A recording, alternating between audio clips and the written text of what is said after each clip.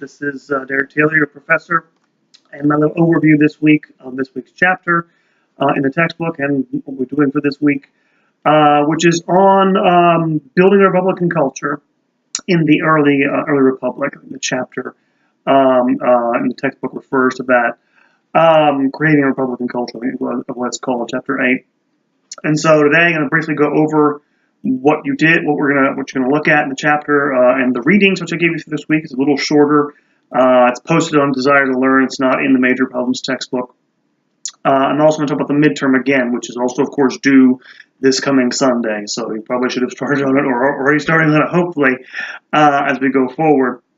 But for this week, last week we talked about, and you read about, the political parameters of the country that get started, established up through the early 1820s. The political parties, the first major conflict we go into, the War of 1812, what that means to the country, as well as the legacy of the Federalist Party and the Republican Party. You're going to see we have a second party system we created in the 1820s and 30s.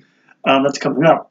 But this week we're talking about the same time frame, but the creation of a Republican culture. Sometimes culture is, an amorphous term, but we're talking about here, of course, are the habits of a Republican society. Remember, the colonies had been run by a monarchy, a monarchy with an aristocratic, legislative body, parliament, but it had been run by a different set of lines. The revolution, of course, overturns this legally and politically speaking, but there's almost no sort of national infrastructure in the new country. They have a government, they have a constitution, they have a few national political institutions, and that's it. There are no other national institutions in the country that keep the country together. Unlike in, say, Europe, you have these ancient countries with, social institutions that go back centuries. The church is usually centuries old, and it's a binding force. None of that is there in the early 1800s. And so the Americans, they're by the way, they're very aware of this. They have to sort of create their own country in a way, beyond the mere political and legal system they just set up. And so people thoughtful visitors to the country notice this. The most famous of these, you're going to read excerpts from some of his works, I think, in the coming weeks, is a French aristocrat named Alexis de Tocqueville, who immediately identifies this. He notes when he goes there in the 1830s, it's just that period we're talking about here, but it's true of the same time frame, there are no national institutions, but it doesn't matter. Why? Because these Americans have created all of these other institutions. And he particularly identifies one of the qualities that's different about them is that they're all voluntary institutions. Again, if you don't have these, inherited institutions that everybody's a part of, like you do, in Europe, you need to create them, and they do all sorts of things. Political clubs, philanthropic organizations, because there's no government doing anything in terms of national like we have now. It's a totally different political setup. Most things in terms of state institutions or government institutions are run by the states, not the federal government. Book clubs, reading clubs are very important. Why are they important? That they spread knowledge, as you're going to see, and I will talk about a little bit of this reading it from this week. Knowledge gets spread around by libraries, by book societies, where you all pool your money and you read it by books at a certain rate. In the early republic, again, you don't have the internet back then.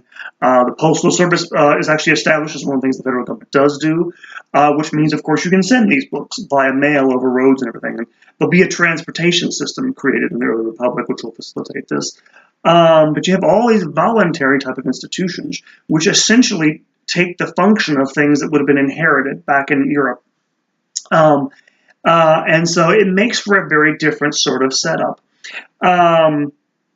And that's kind of what we'll talk about in a second. I'll talk about the reading that we're going into more detail, but it makes for a very different sort of society, and people recognize it. People from abroad and also Americans themselves know they're kind of unique at that point. And so in the chapter, you're going to go over several things. It'll talk about the Commonwealth system, which, again, that just refers to the system of sort of public and private cooperation at the state level. I mentioned those transportation systems, the roads and everything. Those are mostly built by the states, not the federal government. with cooperation between private enterprise and states giving money to these private corporations. Sometimes, maybe a little political kickback there, those sorts of things in that situation, but it's most of the states who build the infrastructure of the new country. And the Commonwealth system refers to that because it's about it refers to that aspect of this new emerging sort of capitalist society. The second thing they'll talk about in the book, and this gets to, we're creating a Republican culture, the effect of Republican ideals on desire for equality, desire for political independence, and being an individual and all that stuff in a political sense. Being independent in the sense that, last week you read a little excerpt from Thomas Jefferson where he talks about his ideal of a republic is where people are all independent equals. That is to say, they're not subservient on other people for their livelihood. And so those ideals affect things like, and I'll talk about this in the textbook, marriage. The ideal of, our ideal of marriage basically as two equal companions who get together for purposes of love or sentiment, forming a lifelong bond, that wasn't the norm before the 19th century for a whole host of reasons having to do with economics, social changes. They'll mention some of this stuff in the book. Begins to become the norm, also under the influence of these Republican ideals. As do, of course, notions of raising children. Again, if you think your children are basically little sort of I don't want to say devils. If you have a sort of maybe excessively Puritan background or something, you might think they need to be punished all the time or something. But if you see children as fundamentally smaller versions of adults who are fundamentally rational human beings, this is an Enlightenment view of human nature. People are motivated by reason and rationality and all that stuff. Then you'll take, naturally, a much more gentle line on things like discipline and stuff like this. You'll treat them with more individuality and dignity and respect. And this will, again, these ideas will begin to have an influence on American society. Again, something that, again, mentioned Alexis de Tocqueville, but other people also notice. People notice, by the way, that it affects things like employees. It's in America in which you still have, by the way, a master and apprentice relationship in many occupations where you have apprentices. They refuse, a lot of them, to refer to their employers as master. They begin referring to them by a Dutch term, boss, because it sounded less servile. Again, that's an effect of these Republican ideas. I think they may actually mention that in the text, but I don't know. But that's an effect this has on this. Other thing that it'll talk about here is that it'll talk about the divergence between the northern and southern states, which is already beginning to emerge as a problem of the 1820s. Because, of course, and we'll get to this next week in the next chapter, the economy is being transformed. It's being transformed by industrialization, by the growth of new markets, by the growth of a capitalist society. And what's happening is slavery had been legal in most states in the North. By the 1830s, it's mostly been banned. And so slavery ceases to matter in the North in their local state economies. Of course, it becomes actually even more important in the South. The number of slaves actually increases over the time period we're talking about here. They'll mention the introduction of cotton, I think maybe in this chapter and the next chapter, as the primary crop replacing tobacco with the invention of the cotton gin. All this means slavery takes on an even greater importance in the southern states. And so you're having the beginnings of divergences, both in terms of society and the way they live, obviously, their economies, but also, this gets us to culture. They're going to have different versions of a Republican national identity. You'll get this in the secondary reading I'll give you, I'll talk about in a moment. They both think of themselves as being Republican societies, but they have very different notions of what that means. Even though, again, they're still committed to the same, society, but that potential for conflict is already there. Intelligent people like Thomas Jefferson, by the way, notice this, and you'll read about the Missouri Compromise, which is the big political impasse we get to in 1820 in this chapter. And then finally, the chapter will talk about the role of religion in the early republic. And in fact, one of the things you have to note is that after you go back to the earlier chapters, the First Great Awakening, 1730s, 40s, 50s, and even to the early 60s, that sort of comes to an end with the build-up to the Revolution. In the next 20 years, those religious movements sort of die down. And in fact, in terms of actual practice, the country is not as religious as it will become it's not as religious when it's actually founded in the 70s and 80s as it will become in these early decades. Why? Because there's a second, what the textbook calls and what later writers will call the Second Great Awakening.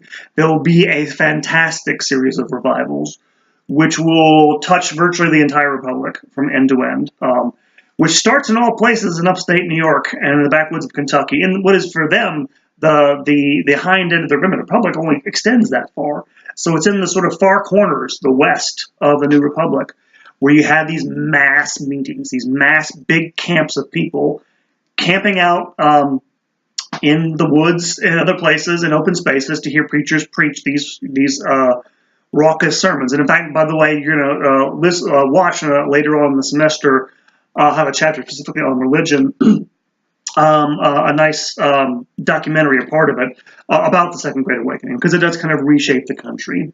And in fact, what it does, and you'll get some of this background from the textbook, it sort of is, you should see it as a sort of parallel to the social changes that are going on in the early republic. Because just like, this is the last thing I'll mention about the chapter and everything for this week, just like the society itself becomes kind of a movement. What do I mean by that? I mean, when you don't have settled institutions, you have to sort of, make up for it through other means. And I just think of it in sociological terms. A movement is like a sort of mass following, which is dynamic, which, is not sort of settled in its ways. I had a student back when I was teaching at KU, for example. I'm from the state of Florida originally. And the state of Florida, to be perfectly frank, didn't exist in its current form until after World War II. And so I didn't realize this until I got older. I was growing up in it's a novel society because nobody lived there until they had air conditioning. Whereas my student was from the state of New Jersey. And she told me, what it's like growing up in New Jersey, right? Well, I'm Catholic, everybody's Catholic, everybody belongs to a union, everybody has these settled institutions, because New Jersey is much older than Florida as a state, whereas you don't have that. And so what you have making up for this in the early republic are these sort of movements. And this is what the Second Great Awakening is basically about. It is about mass religion. Religion as a sort of, spontaneous outpouring of what they would have thought of participants as the Holy Spirit. But also in sociological terms, it's very much like those voluntary institutions I talked about. And the two kind of go together, the social and religious. You really can't separate them. A lot of the dynamism of the early republic can be traced back to this religious inspiration because it affects virtually everyone. And I say everyone, you have people at these meetings. There's kind of a, not totally, but a sort of slightly egalitarian bent to these meetings. Everybody goes to these meetings. It'll be black and white people at these meetings. Yes, even in places like Kentucky. There will be women there, men there. It tends to break down those social distinctions. In an outpouring of what are emotional experiences that these people are talking about when they talk about the Holy Spirit, speaking them and everything. And so it creates, and this is my point about this, does the Second Great Awakening, a very peculiar form of Christianity. And this may not appear obvious to most of you. I don't know if most of you are religious or not, but you have, and I should point this out, there are institutions, religious institutions in the United States in the early 19th century, formally founded churches, the Presbyterian churches, Methodist churches, although Methodists have what they call circuit riders who will go out west into these territories in the backwoods of these states and go preach to people. And so it's mobile there too. It's like, when I talk about a movement, that's what I kind of mean by that. But you have the Episcopal Church, which is the branch of the church that had been part of the Church of England in the colonies, broke away, became an independent entity with the Revolution, but retains a lot of the services and the forms that the Church of England had. You have these older denominations, but people begin in the Republic sort of hopping from one denomination to the other. Why? Because they're treating these churches, they're sort of trying them out, experimenting with them. Again, almost like, consumers in a marketplace, like this early capitalist society is. People change denominations in a fairly, this is fairly standard for Americans to this day who are religious. They tend to change their brand, if you like. I don't mean to denigrate it at all, but It sets a pattern for the for the rest of our history. It's still with us, which is unique, which is very activist. This is the other thing to note about this, and the textbook will talk about this. These religious organizations will help create a lot of the, what you might call, social welfare institutions, the social welfare infrastructure of the new country. They'll build hospitals and asylums and, in some cases, minister in prisons and things like this. They'll build reformatories for students. They'll build all these things. Because, again, there's no federal government doing any of this. It's just the people themselves. And I'm not saying it's all religion. It's just that the two tend to reinforce themselves. They tend to go together. The sort of social dynamism of the New Republic can't be separated from this religious impulse. That's basically my point there. And in fact, one last comment about this is kind of gives a new hue to the country. Everyone, not just I mentioned Alexis de Tocqueville, other foreign visitors notices as soon as they hit the States just how mobile and restless everybody is in the United States. Again, the relative, I say relative, it's relative. There are obviously, women can't vote, there are slaves, it's not totally egalitarian, it's not totally equal, but relative to Europe, it's very egalitarian. In the early Republic, before you hit the second wave of industrialization after the Civil War, the differences in wealth between the classes aren't that great. The differences in culture between the classes aren't that great. Mostly in the early Republic, the people in the upper classes and the lower classes are going to the same churches, consuming the same things. My point is it's a relatively wealthy, relatively egalitarian, relatively mobile society. And so what people immediately notice when they get to the States from Europe is, damn, everybody's trying to kill each other to get ahead here. And trying to, climb the greasy pole, make more money, get into those upper classes. And that's a shock for them, because in Europe, again, this will change in Europe over the course of the 19th century. They have the revolutions that change this. You don't do that, because if you're a peasant, you're kind of born that way, and you may be able to make money and you raise up within the peasant class, but you don't change your status with your economic situation. And oftentimes you don't even change that. And none of that's the case in America. People see Americans running around all the time, looking for wealth, looking for status, doing these things. And sometimes some of them like it, come and stay. Others hate it. They think it's crazy, but it's noticeably different. It's one of the things that marks it out from the very beginning, from the time they have set up shop there, so to speak, with the new Constitution. But it's a country, I'm quoting from my notes here. This is one foreign visitor's opinion. Quote, "It is a country in flux. That which is true today as regards its population, its establishments, its prices, its commerce will not be true 6 months from now." That was written in 1797. So from an early period, people realized, oh, this is a different place. And you'll see why in the chapter and the readings for this week. And the secondary reading, which is the source reading, is actually a secondary reading from a book, which I posted on Desire to Learn in the Creating a Republican Culture module. Excerpt from the preface and the last chapter, the conclusion of the book, Inheriting the Revolution, by Joyce Appleby, fine historian at UCLA for many years,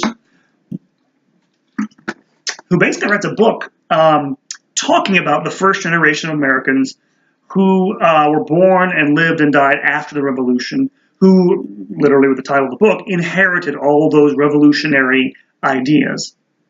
But of course, they have to sort of make things up as they go along. Because in a sense, you really can't inherit a revolution. A revolution isn't something you inherit in a sense, but you have to take that and turn it into, viable, reproducible habits and customs that you can pass on to the next generation that way.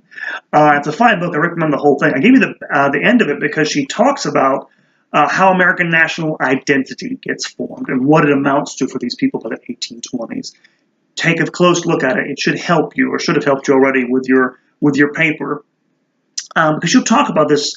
It's an idea, by the way, that's still with us, and so it'll sound vaguely familiar, but ideals of freedom, ideals of being socially mobile, ideals of being able to sort of, instead of, being content with your lot in life, to count on a certain amount of social and economic progress. It's a big thing with the early Americans, that you can reform things, that you can do, like plucky, can-do American attitude. those sorts of things. What she'll make clear, and what she'll get clear from the chapter, of course, there are competing visions, I've already mentioned already, in the country. Not yet established. It tends to tilt in favor of the ideas that come out of the Northeast, and she'll explain why in the chapter. But they still have to compete with a very powerful vision, which really descends from the revolution itself in the South. It's a vision that comes out of the revolution itself. It's not as if it's totally disconnected. We think of that because that northern vision ultimately wins out. But the Southerners have their own ideals about this.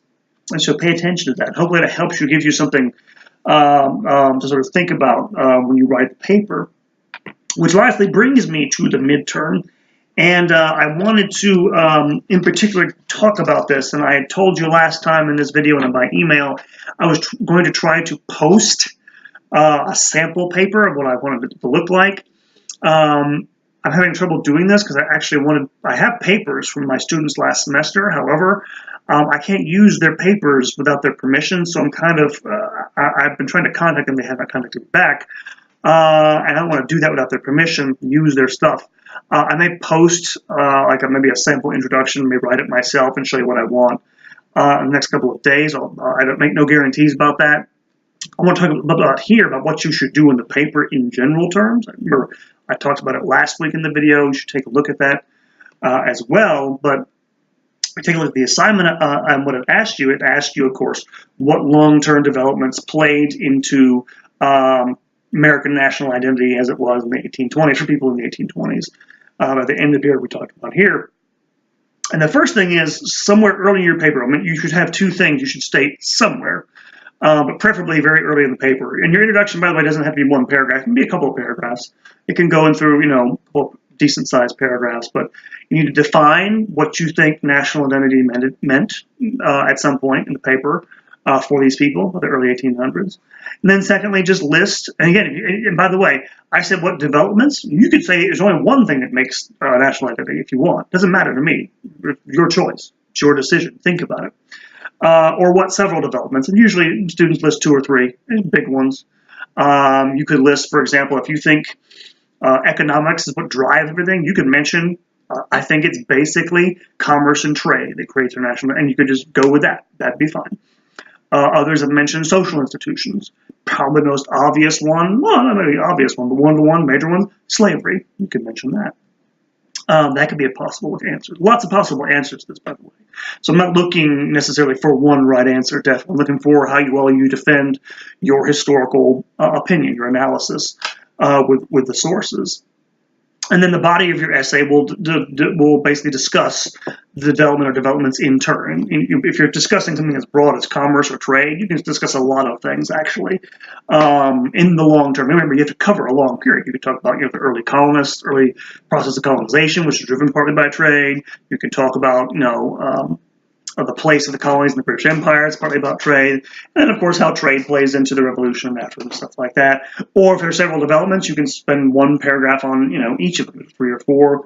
A couple of lengthy paragraph on each. You'll probably get to 4 pages pretty easily that way. And that'll be the body of your paper, obviously. And then in the conclusion, you can do this, by the way. It's your decision when you want to reflect on things. Again, you have to give your opinion here, too, as well as use the sources. You can reflect on this national identity in the conclusion, or as you go along through discussing each aspect that you thought played into each development you thought played into this national identity. And again, if you're coming up, if you're stuck about things to say, I can't get to 4 pages because it's. Think about this, and feel free, by the way. Once you've done your work, because this is partly about using the sources and utilizing them in a way that supports your argument, right? Supports your thesis and everything. Feel free, once you get to the conclusion especially, to speculate a little bit, reflect on things. You restate your thesis and everything, but say you're talking about national identity, what it was in the 1800s. Could it have been different? If these developments had not gone this way, would it have been very different? You could think about and reflect. Okay, what does this tell us about how a national identity gets formed and defined in the first place? Who gets to define these sorts of things? Who has influence with regards to telling us, all who we are, basically, right? Because these are things we still struggle with today. Obviously, we fight over this in our politics. Who gets excluded from those sorts of identities? Those sorts of things. You want to reflect on that in the conclusion, but it should take up most of the paper doing those first few things. Defining national identity, defining which developments you think over the long term. We're talking long term here. They should be, again, minimum of a few decades. You could go back as far back as the period of settlement in the 1500s.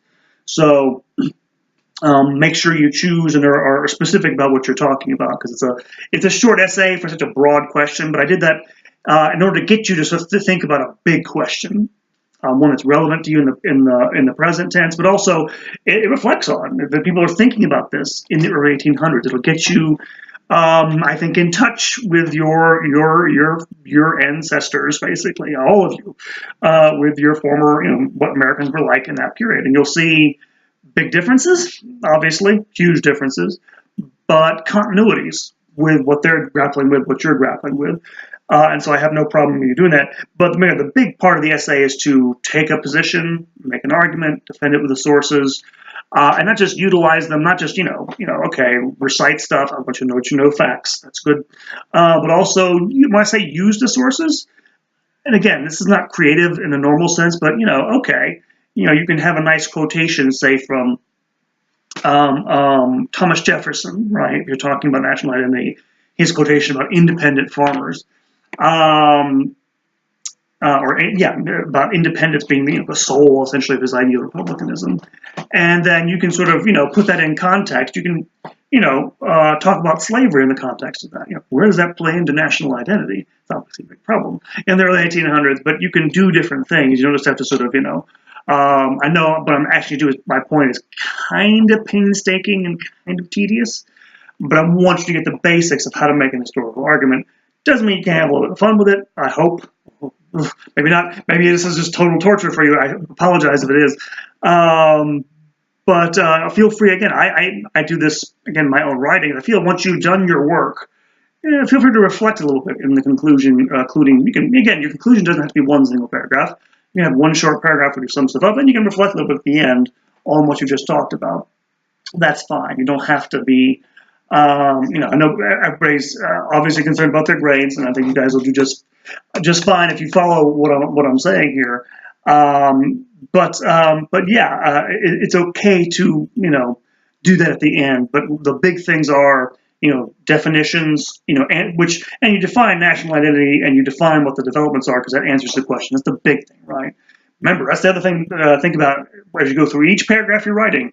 Is this answering the question I have to answer? That's a big thing I'll look at, because it's something students have a problem with. In fact, look, I have a problem with it at an academic level. It's hard to keep that much focus when you have to pay attention to, okay, what am I citing? Is this the right book? Is this evidence work for my? You think about all these things, and you need to, on the other hand, make sure it's all relevant to what you've stated you're trying to answer at the beginning of the essay. And it's kind of hard to control all that as an author.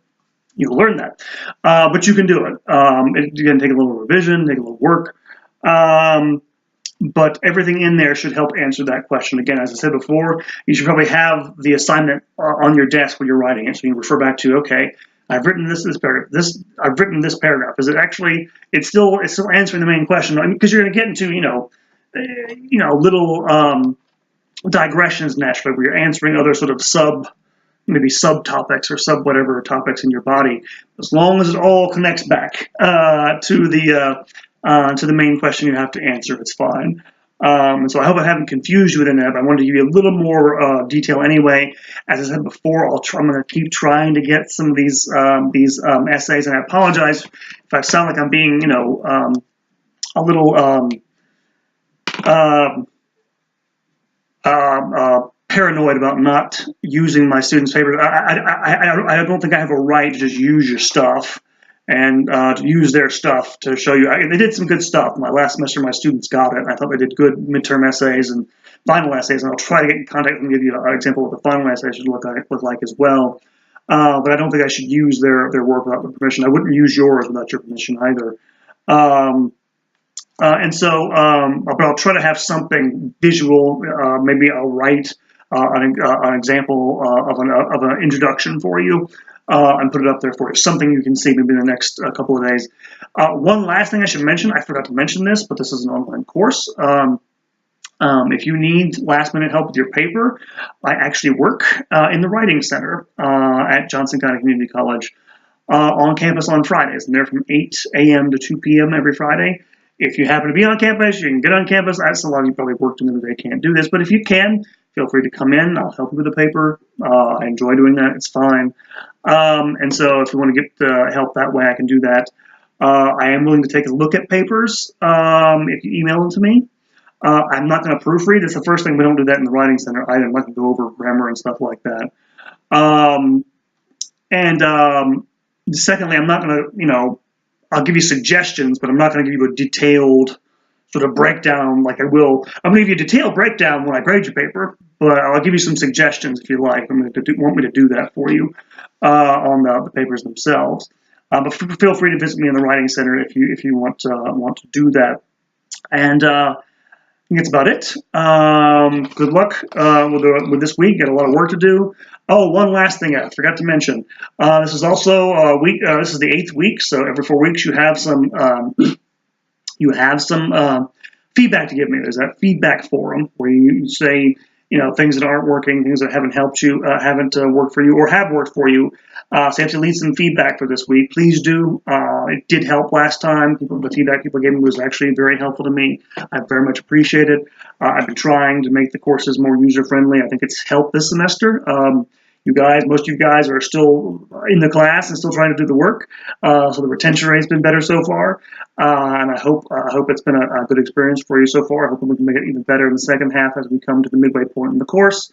And so I wish you guys a good week and keep at it.